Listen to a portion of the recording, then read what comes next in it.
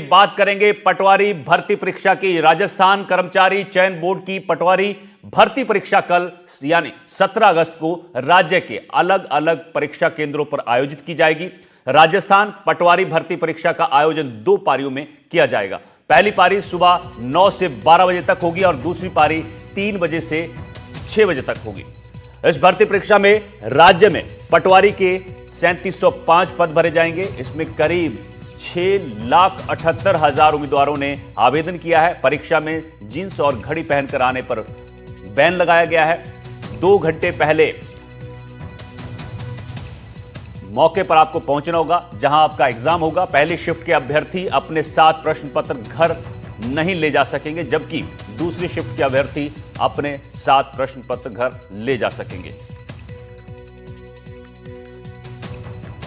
तो कल राजस्थान में पटवारी भर्ती परीक्षा है, लेकिन यहां पर पेपर लीक जैसा कोई मामला ना हो या फिर नकल को रोकने की जो बड़ी चुनौती होगी वो उससे कैसे सरकार और प्रशासन निपटेगा। जो एग्जाम करवाने वाले लोग हैं वो किस तरह से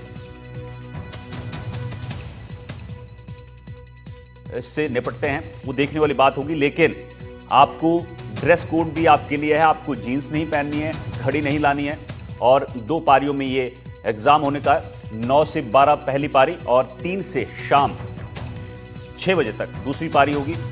3705 पद भरे जाएंगे। साथ ही 6,78,000 उम्मीदवार जो हैं उन्होंने आवेदन किया है। और जो राजस्थान रोडवेज बस सेवा जो है वो आपके लिए फ्री है। अगर आप एग्जाम देने जाना चाहते हैं तो आप बस का इस्तेमाल कर सकते हैं। आपके पास प्रवेश पत्र होना चाहिए।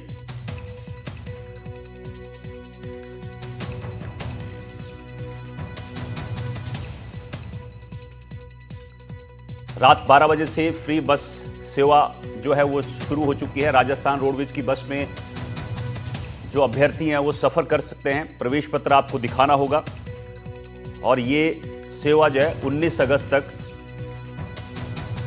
रहेगी।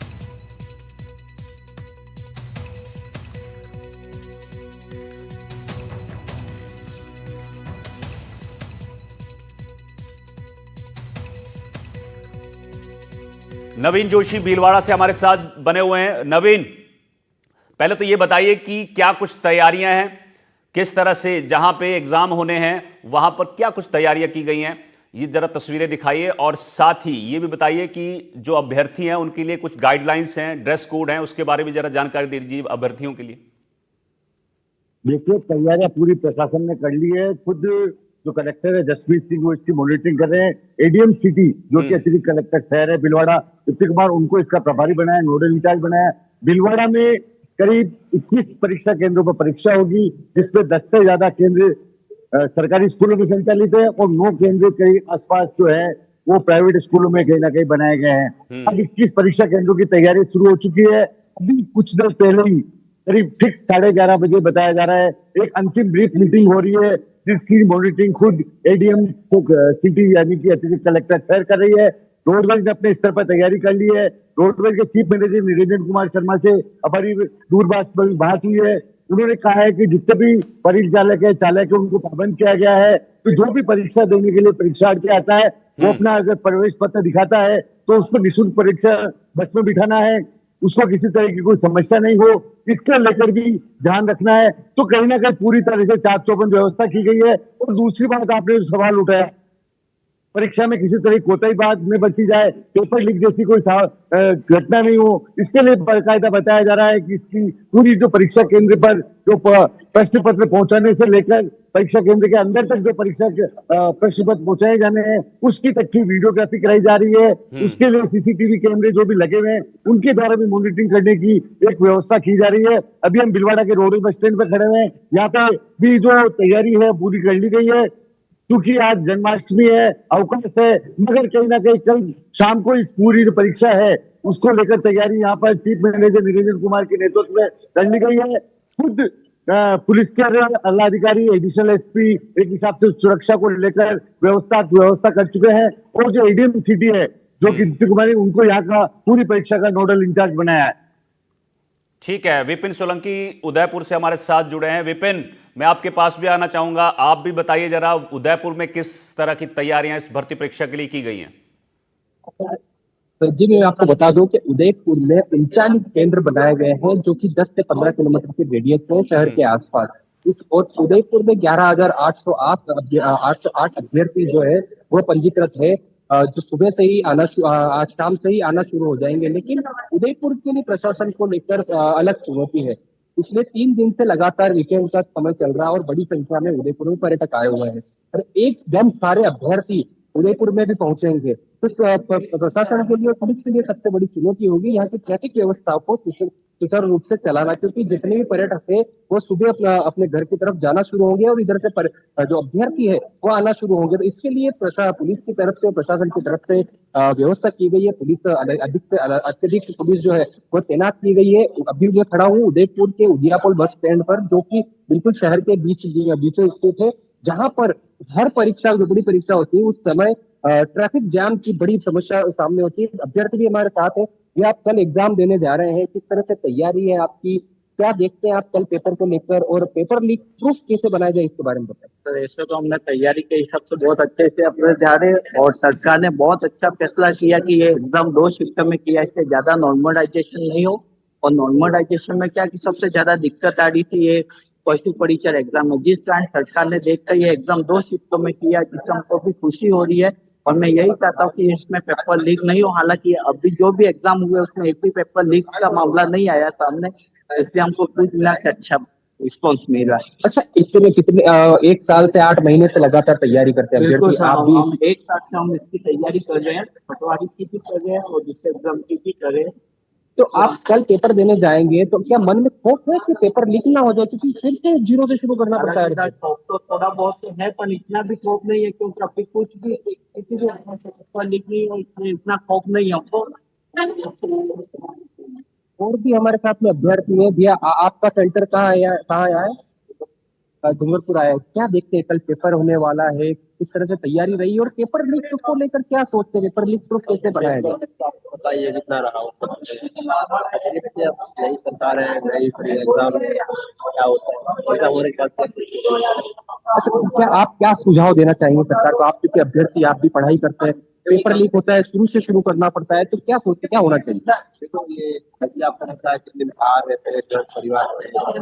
ठीक है, ठीक है विपिन, ठीक है, बने रहिए। अब मैं रुख करूंगा, जगदेव पवार सीकर से हमारे साथ जुड़े हैं। जगदेव, आप जरा बताइए कि किस तरह की तैयारियां सीकर में की गई हैं, और पीछे बस भी दिख रही है, यानी आप बस स्टैंड के आसपास हैं, यहाँ फ्री बस सेवा भी शुरू की गई है अभ्यर्थियों के लिए। किस तरह की तैयारियां हैं सीकर में?